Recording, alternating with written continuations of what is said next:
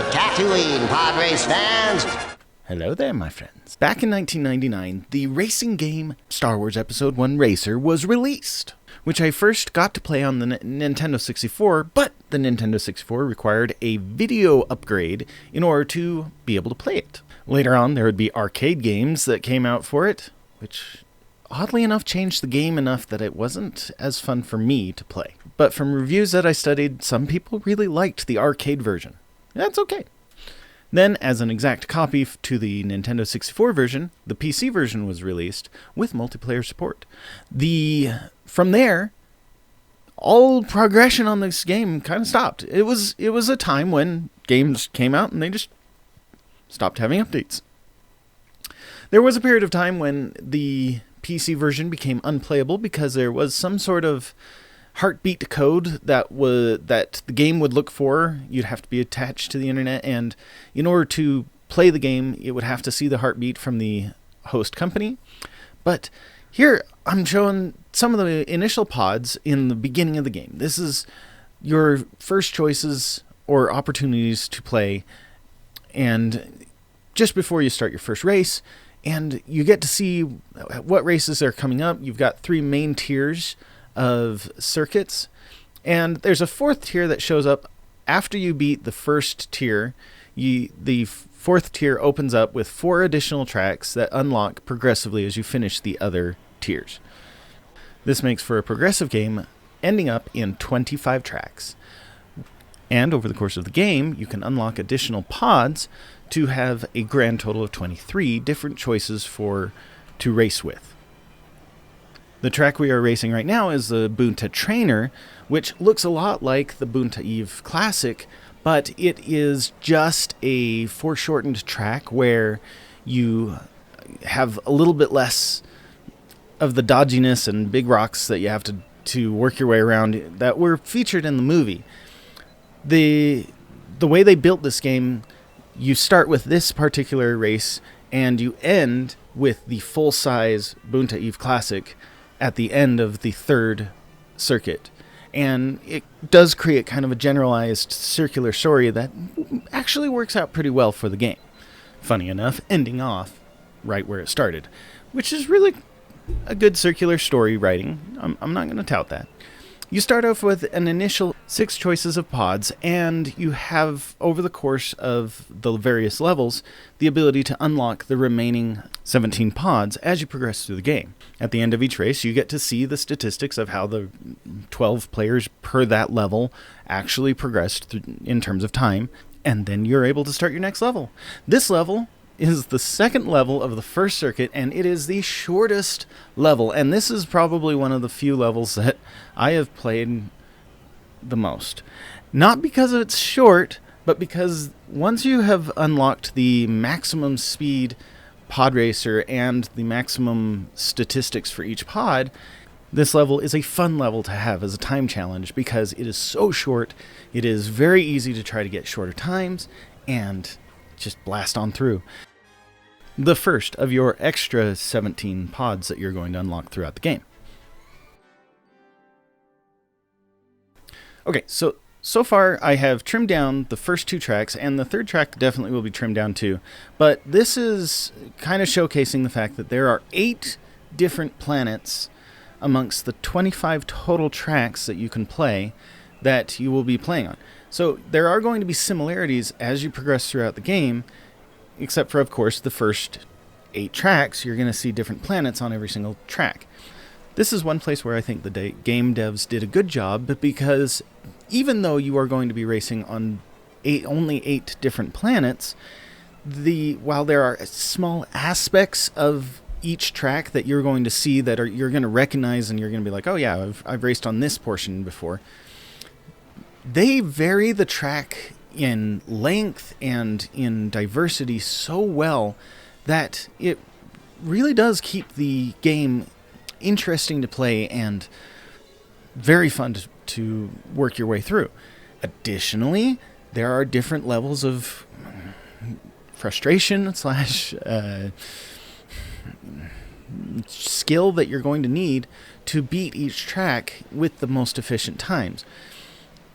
it does boil down to the point where you are going to kind of feel like you're mainly racing against the clock and your main frustration is going to be you.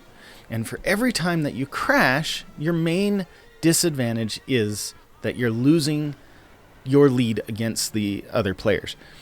Now, a long time ago when I first started playing this, yes, it was more a race against the other players in the game, but it's not quite so much anymore. This game comes with its frustrations. You will crash a lot. And, I mean, a real lot. Well, yes, if you can repair yourself, you can bring yourself back up to usable status, but a lot of the times, remember, you are moving at over 500 miles per hour, or at least 500 in terms of the numbers that are there, and when you're moving at that astronomical speed, you end up disintegrating pretty quickly. So, that's just a few of the crashes that I've done, but that's not to overlook the beauty of this game. There have been many times where I've just gone back and played levels at a slightly slower pace, not caring if I was going to lose or not, with the main intent to go see the detail of how the devs put together these levels. Like these big jumps that, yes, you might make it all the way past certain aspects on the first try, but later on, you're going to try again, and somehow that large jump you just fall slightly short on. Like right here.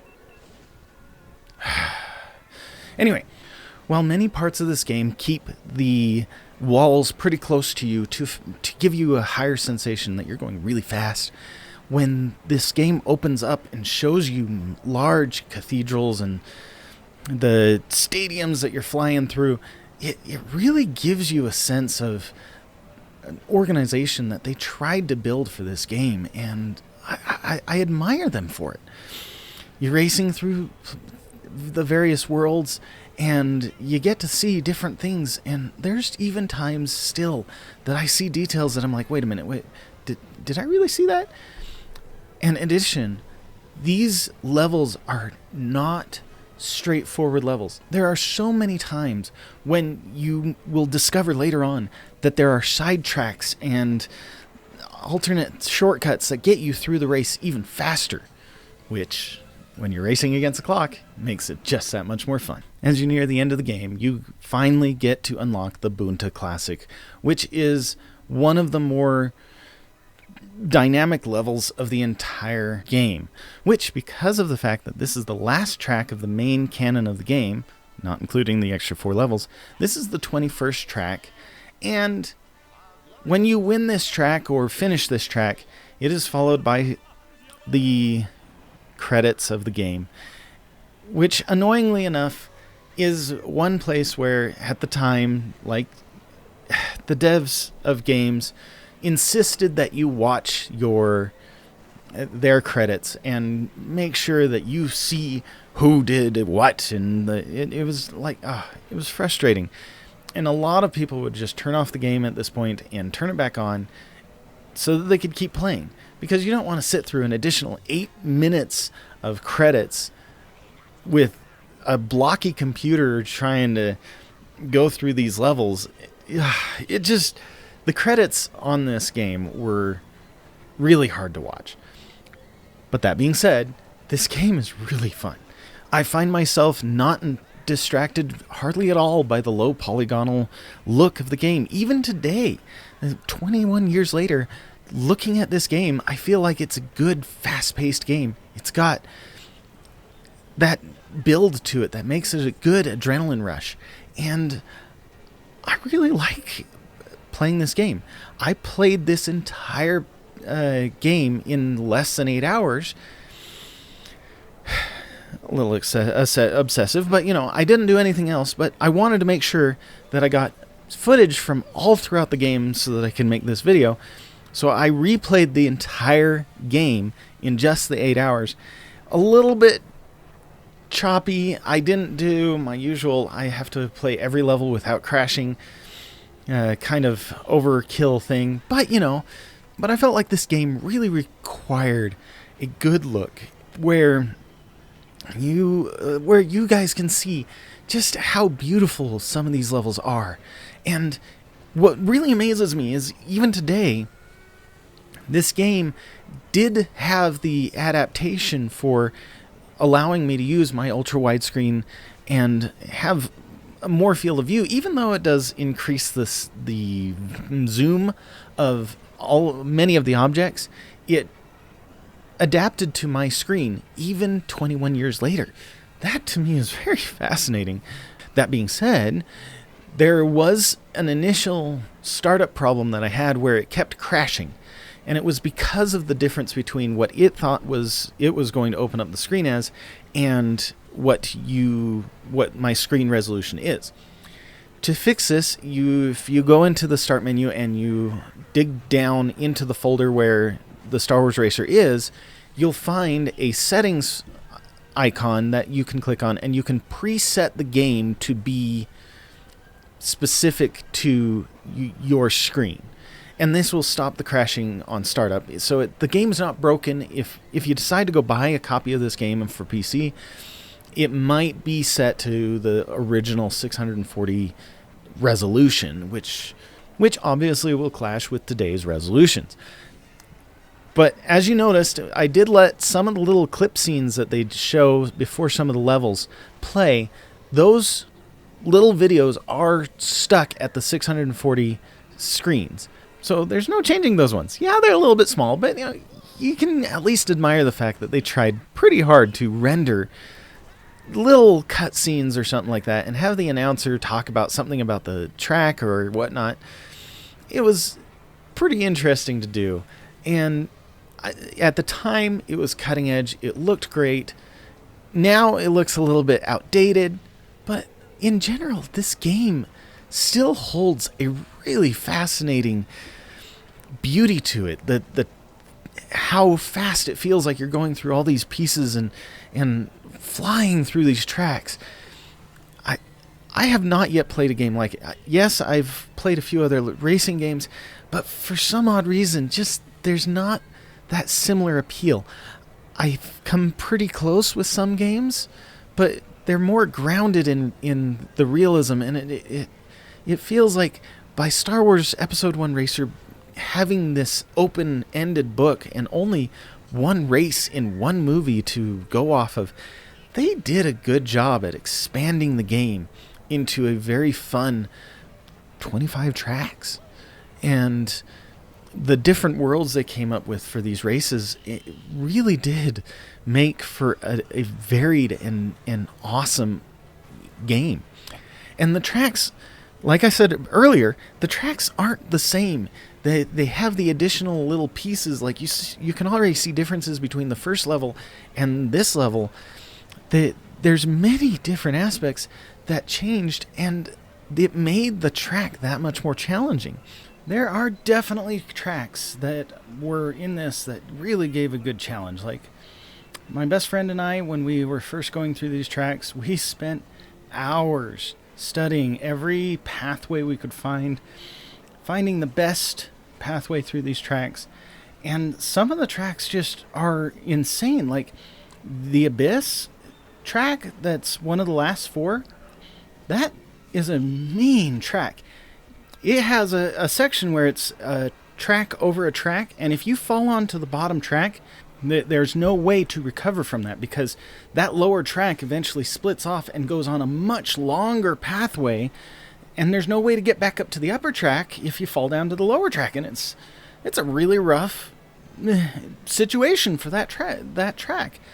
Abyss has always been abysmal for me to race, and playing this through this round has definitely caused me a lot of grief. And that was the one track that I had to restart the most in order to be able to get first place on the first win, because when you're earning credits in this game, you can do it either first place gets a certain amount, second place gets a little bit less, third place gets a little bit less than that, and fourth place gets a little bit less than that, and everybody else gets 0. If you want, you can take a lot more money if you play winner takes all, which gives you the maximum amount of the pot if you win first place.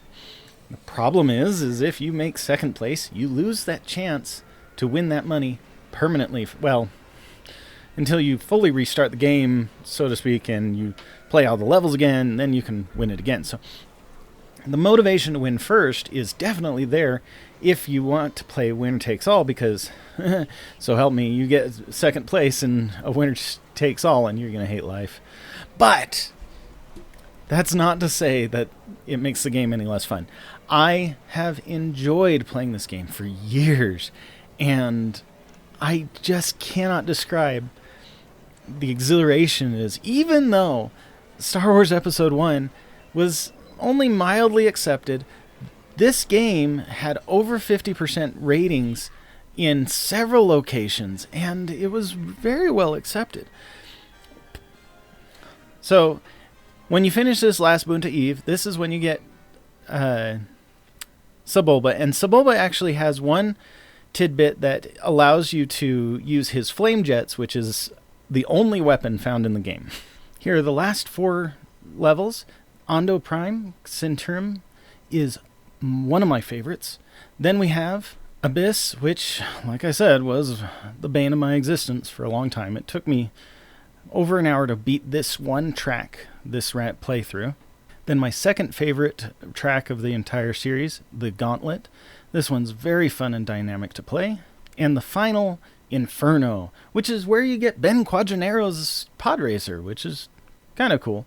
You get to race through volcanoes, and it's really fun. What's really additionally awesome about this game, yes, it may be over 21 years old, but oddly enough, they released the game anew this year in June for the Nintendo Switch and for the PlayStation, and then in October they released it for the Xbox One. I think they remastered it a little bit, but I don't think very much changed. From the reviews that I've seen so far, it is still very polygonal, just like its original 1999 counterpart. But the fact that we can play it again is beyond amazing, and it indicates just the value of the game. Not very often do you find really old games like this being brought forward and adapted to the new technology. So I'm super excited about this. That's all I've got for you guys. I hope you liked this review. I think Star Wars Racer is a great game. While it has its quirks, all in all, this game was really well done. It wrapped up well, and it is fun to play. It's fun to go back and play all the tracks. They're really fun to play. And the challenge that comes from trying to get better and just the sheer variosity of the game gives so much entertainment, and it has been a source of entertainment for years for me. I hope you guys have a wonderful, wonderful Christmas, and we'll see you next week. Have a wonderful day. Bye-bye.